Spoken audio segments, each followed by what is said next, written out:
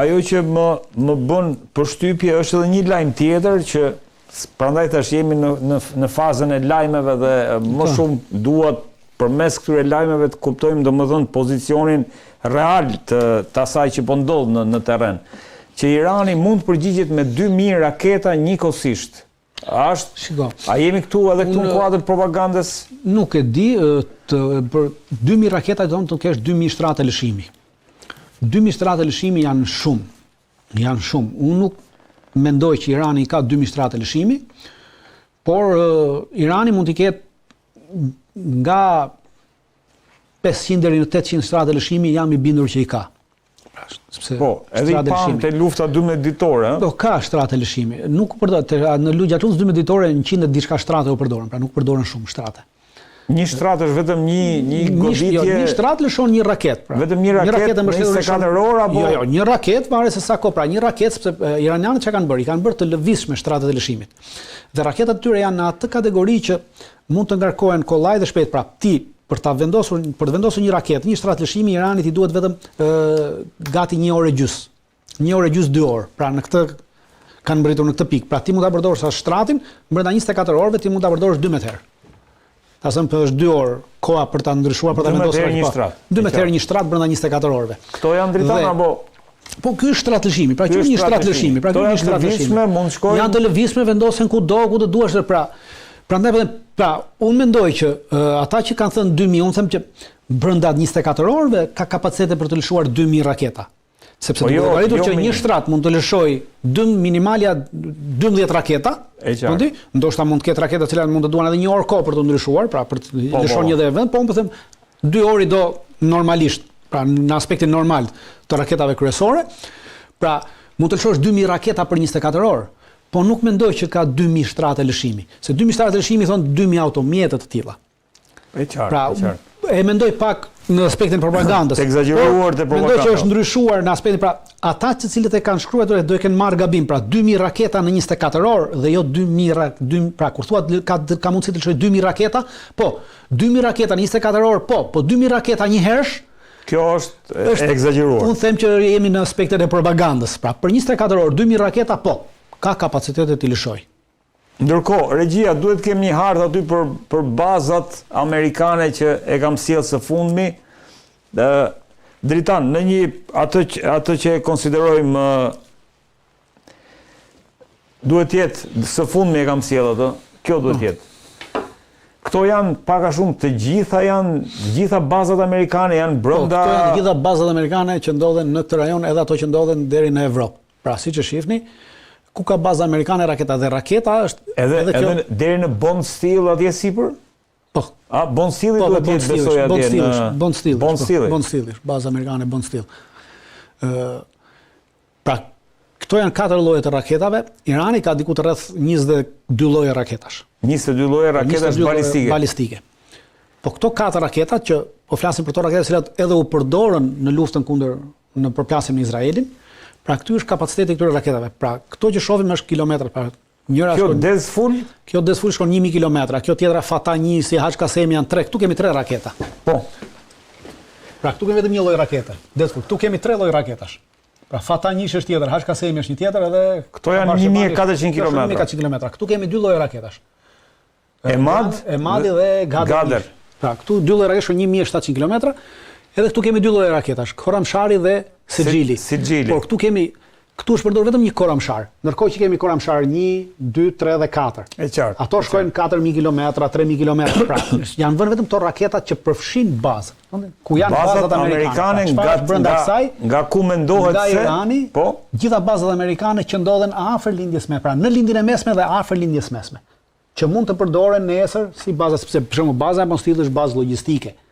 E qartë. Nuk është pra. Baza në Rumani është bazë logjistike. Pra këto kemi baza në Greqi janë 2 baza logjistike. Baza në Kretë është bazë logjistike për forcat detare. Pra kemi këtu në Oman bazën logjistike për forcat detare të flotës së 7, edhe kemi edhe në Kretë. Pra këto janë 2 pika që shumica janë baza logjistike, nuk kemi me baza. Dritan, ai skenari 2000 raketave që unë fola, po shkojmë brenda 24 orëve në një all out war, në një luftë totale, sepse e kanë deklaruar iranianët, në çdo moment, në çdo goditje do të çojnë në një all out war. Kështu ishte edhe deklarata radhën e parë, por pastaj goditjet u bën të komanduara. Jo, flas në një skenar, në një skenar të deklaratave, se ne nuk e dim se aktualisht se çfarë kanë biseduar ata në Oman, por mendohet që do të goditet edhe në këto nivele. Pra, do të mbetemi vetëm këtu, ku janë pozicionuar, le të themi, aeroplanmbajtja Lincoln, apo do të shkojmë edhe në një luftë totale, një luftë totale pa marrëveshje. Luftë totale pa marrëveshje. Luftë totale pa marrëveshje. Ne kemi gjë bazat kryesore që do të goditen do jenë bazat e logjistikës detare. Pra, janë dy bazat e Omanit ku në ndecet anije dhe gjitha mund të pasi të harxojnë gjitha municionet që kanë, atyre duhet të ketë në një bazë detare për të marrë sërish raketa, sepse nuk mund ta bëjnë në det hapur. Dhe në moment që ti shkataron bazën detare, ato nuk kanë më çfarë. I nxjerr jashtë funksioni. Absolutisht. Pra, ka dy baza detare këtu, një bazë në Kret këtu. Pra, këto janë tre bazat kryesore detare për të nxjerrë jashtë loje forcën detare amerikane në këtë që ndodhet aktualisht në këtë rajon. Pra, mund të përdori tre baza, 1, 2 dhe 3 në Kret. Po, mund përdori ato raketa që ka, pra ato raketa që përmendën pak më parë, gjithë sasinë e raketave prej 1500 raketash në total që ka, dhe pastaj këto raketa 1500 nuk i merr më shumë se 10 ditë kohë, pra vetëm brenda 10 ditëve i harxhon, dhe pas 10 ditësh duhet patjetër të gjejë një bazë. Duke qenë se ti shkatëron këtë bazën këtu dhe këtë bazën këtu, atëherë është detyruar të shkojë baza tjetër ku ata mund të marrin është në Spanjë. E qartë. Por nga Spanja deri atje merr gati 2 javë udhtim, pra 2 javë të shkuara, 2 javë bithon 4 javë, bithon 1 muaj. 1 muaj. Pra ky është problemi dhe ti nuk ke kapacitetet të mbash. Prandaj edhe Hakan Fidani thotë që me sulmin nuk munden të rrëzoj regjimin sepse 10 ditë kapacitete sulmi ka. Pra për 10 ditë ti nuk mundesh për 10 ditë u pa lufta 12 ditore nuk arritën për 10 ditë të rrëzoj regjimin, është e pamundur që të rrëzosh regjimin iranian për 10 ditë. Pra është jashtë çdo lloj koncepti kjo ushtarak. Dhe teorik në aspektin. Pastaj praktik. Shiko, ne nuk po themi që 100% sepse atë 100% vetëm Zoti e di. Pra ai e di më së miri këtë punë se çfarë do ndodhi, por në aspektin e teorisë ushtarake është e pamundur që të ndodhi. Prandaj bazat e para goditen bazat e logjistikës. Po. Dhe bazat e logjistikës detare, në mënyrë që mos t'i jepet mundësi forcës detare të riarmatoset. Pra nxjerrja jashtë loje fuqinë detare dhe pastaj vala e dytë goditja e madhe do të jetë ndër gjithë bazave që janë këtu në rajon për të shkaktuar sa më shumë dëme. Pra kjo nuk është sepse këto baza nuk përdoren, këto baza janë baza logjistike ushtarake për stërvitje të ndryshme që bëhen. Dhe do të goditen baza në Arabinë Saudite, e cila është bazë aviacioni, do të goditen baza në Jordani, e cila është bazë aviacioni. Këto janë dy bazat kryesore të aviacionit që ka në këtë rajon. Dhe në moment që godet tot bazat e aviacionit, pra janë nxjerrja jashtë edhe aviacionit. Pra këto janë bazat kryesore, pa bazat detare, bazat e aviacionit. Kalon kjo në luftë rajonale dritan pastaj futet Irani në luftë me Arabinë Saudite, me Libanin, me Sirinë. Arabia Saudite ka përcaktuar që në rast se nuk do të goditen objektiva që i përkasin Arabisë Saudite, Arabia Saudite nuk hyn në këtë luftë. Dhe dy bazat ushtarake që janë dy baza ajrore, në të cilat janë vendosur avion që do të përdoren për të sulmuar Iranin.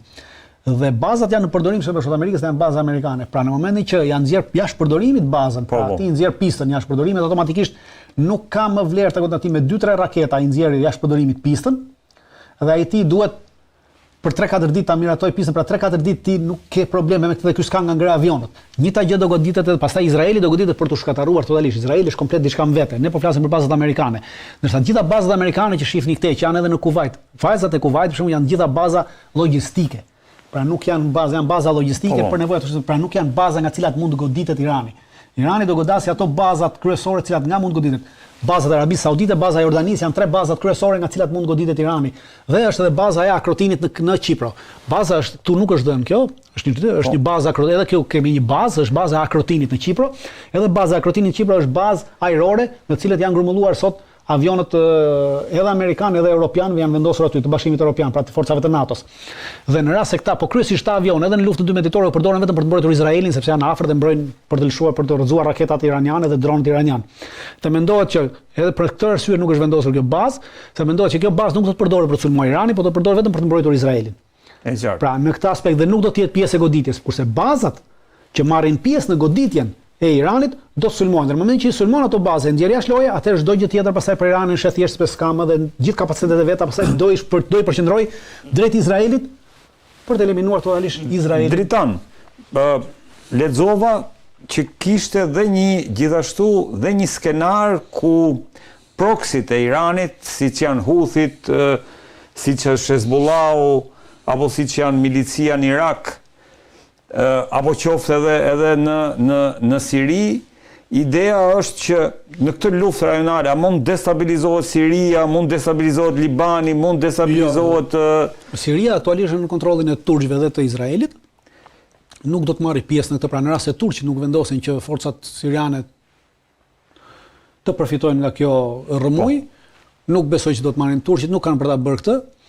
Vetëm do të përparojnë, pra mund të kemi një përparim, duke qenë se mund të dëmtohet Izraeli shumë dhe është detyruar të mblidhet në vetë, atëherë çfarë do bën? Forcat siriane nuk kanë hyrë në këtë territorin e fundit të Sirisë, që janë këto Al Sueida e këto tjera territoret, atëherë do të futen edhe në këto territore, të cilat nuk kanë hyrë deri sepse si ka lejuar Izraeli, duke qenë se Izraeli nuk do ketë më kapacitete të mbrojë këta me anë të aviacionit, atëherë automatikisht forcat do të futen këtej. Pra kjo do të jetë në Siri dhe kjo do të jetë tentativë për të marrë nën kontroll Sirinë nga qeveria aktuale që është, pra nuk kemi dalje të kësaj. Destabilizimi. Jo, kurse më në Liban, edhe në Liban, forcat e Hezbollahut nuk do ta kalojnë dhe ashtu siç nuk e ka kaluar asnjëherë territorin kufirin me Izraelin, pra nuk do të kemi sulm ndaj Izraelit në aspektin frontal ushtarak që ushtarët e Hezbollahut do kalojnë territorin sulmojnë Izraelin. Jo, por do të marrin në kontroll territorin e Libanit, i cili ju përket atyre dhe forcat Izraeli nuk do munden të luftojnë më.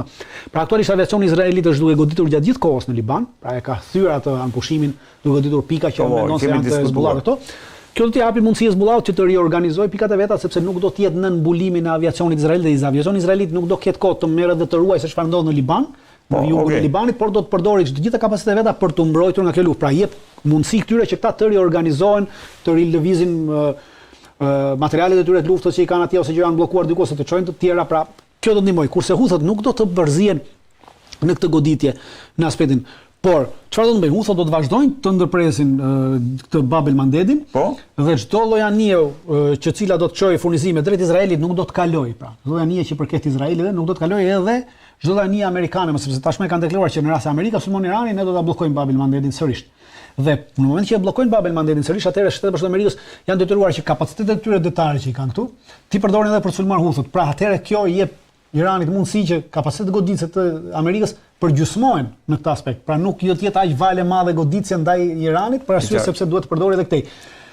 Ndërkohë ngushtica e Hormuzit dritan sepse është ngushtica e Hormuzit nuk bllokohet. Ngushtica e Hormuzit nuk bllokohet sepse Irani. Shtetet Bashkuara të Amerikës lexova një lajm që kanë njoftuar anijet që të kenë kujdes. Shtetet Bashkuara të Amerikës kanë njoftuar anijet amerikane që të kenë kujdes në rast se hyjnë në ujërat territoriale iraniane, të mos u binden gardës revolucionare iraniane për të ndalur, për të hyrë njerëz nëpër to, sepse ka ndodhur një anije amerikane ka hyrë në ngushticën e Hormuzit.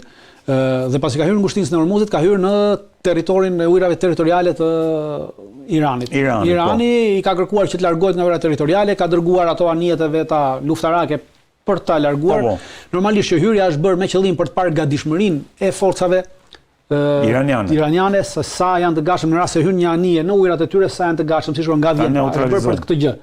Dhe kjo pastaj është bërë sikur është bërë në incident, nuk ka ndodhur asnjë lloj incidenti, por amerikanët e kanë bërë këtë sikur kjo është bërë namit dhe tashmë po japin pra për të justifikuar veprimin që bën, ndërkohë që veprimi ishte i gjithë për nevoja ushtarake, nuk kishte bën asnjë gjë. Ania as nuk u ndalua, as nuk u tentua të hypet, thjesht Ania u detyrua që të dilte nga ujërat territoriale, pra u çuan varka të armatosura për të detyruar Anian që të dilte nga ujërat territoriale iraniane dhe pasi doli nga ujërat territoriale iraniane, nuk Ania vazhdoi rrugën e vet, procedurën e vet. E fiksova dhe Hormuzin dritan për shkak se te kjo pjesë e luftës totale ka edhe një skenar kundërpërgjigje të Iranit, cilin po e lexoja, ku bënte pjesë edhe ideja e një skenari të bllokimit të Hormuzit, çka mund të krijonte më pas probleme. Irani nuk do ta bëjë bllokimin e Hormuzit, sepse nuk ka interes ta bëjë bllokimin e Hormuzit, sepse Irani, në rast se bllokohet Hormuzi, atë Irani nuk i çon më naftë Kinës. Dhe Kina ka interesit marrë prapë. Por Hormuzi pjesërisht bie, pra nuk do të funksionojë 100% në momentin që fillon lufta, por do të funksionojë 10%, 20%, për arsye se anijet që qarkullojnë, hiq anijet kineze dhe anijet ruse që janë anije shtetërore, dhe për to shteti është shteti, kurse të gjitha anijet private, të kompanive private, funksionojnë në bazë të garancive pra të siguracionit, pra si punë e makinës.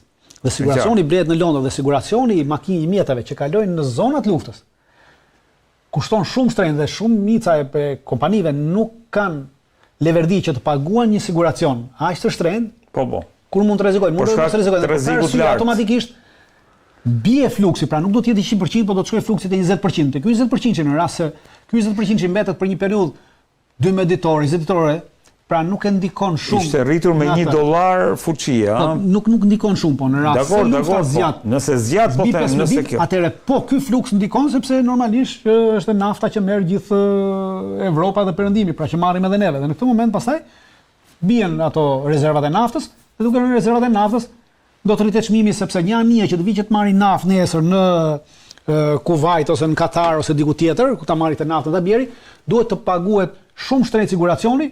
Dhe gjë që kur ata paguajnë një siguracion kaq të madh, normalisht kjo tarif do të shkojë mbi naftën cilën neve e përdorim dhe rrit dëmton ekonominë si globale, po edhe ekonominë tonë. Neve jemi më dëmtuar se sa globale sepse kemi shumë të vogël dhe nuk kemi kapacitete të përballojmë atë. Duket dritan sikur e vetmja mundësi për të mbrojtur nga raketat hipersonike, çka realisht Izraeli i vlerëson si kërcënim strategjik për Izraelin, duket sikur e vetmja mbrojtje janë vetëm sistemet kundërajrore. Shiko, nga raketat hipersonike, edhe sistemet kundërajrore nuk të mbrojnë dot. Sistemet kundërajrore përdoren kryesisht mbi raketat balistike, pra kemi raketa balistike jo hipersonike. Po edhe raketat balistike treguan në luftën 12 ditore që është e pamundur me të cilat të mbrohet, pra nuk ka kapacitete askush sot të mbrohet nga raketat balistike. Në një kohë kaq të shkurtër, sepse raketat balistike çfarë bën, nëse mbani mend juve, në atë përplasje 12 ditore raketat balistike ishin me val. Pra, lëshonte 5 parat, pasi varkoi lëshonte 5 të dytat, 5 të tretat, në këtë aspekt dhe duke pasur një sasi të madhe raketash. Është pa del jashtë loje çdo lloj kapaciteti i mbrojtjes kundërajrore. Sepse raketat balistike kanë gjë, janë të komandueshme, pra janë ICBM. Pra ato janë kokat e tyre janë të manovrueshme. Janë raketa balistike të manovrueshme dhe në momentin që lëshon 5 të parat, ato vinë dhe bien në objekt dhe ti e shef se si reagon mbrojtja kundërajrore, ku e ka kapacitetin e saj. Dhe shef ku ka hapësira. Dhe 5 të dytat ose 5 të tretat manovrojnë dhe ikin për të ikur kësaj dhe prandaj lëshohen me val. Dhe për sa kohë ti lëshon prandaj është ajo që vala e parë, vala e dytë, gjithçka kemi të bëjmë me val. Dhe kur ti ke kapacitete të lëshosh val pafund, atëherë çdo lloj mbrojtje kundërajrore ndaj valve të pafunda është zero, nuk ka asnjë mundësi që të funksionojë. Pra funksionimi i saj bëhet pikërisht është e pamundur dhe për këtë edhe ai Netanyahu thotë që i trembet sepse e pa në 12 ditë, pra me val. Në momentin që gëdhet me val, ti mund të mbrosh ditën e parë, ditën e tretë dhe nëse e mbani mend, në 5 ditët e para Izraeli arriti kishte kapacitet mbrojtje. Pas 5 në ditën e 6, 7, 8 deri në ditën e 12 raketat që shkatërruese pres sepse nuk kishte më kapacitete të mbrojtjes kundërajrore. Sepse vala e raketave i shkatërronte ato. Pra kjo është ajo kapacitet. Dhe për këtë arsye Irani ka bërë me mira raketa në mënyrë që të lëshojë val goditse, pra me val të ndryshme, ta nxjerrë jashtë loje mbrojtjen kundërajrore. Sado të mirë ta kesh, sado me shtresat kesh në mbrojtjes kundërajrore, nuk ke kapacitete të mbrohesh nga një sasi kaq e madhe raketash.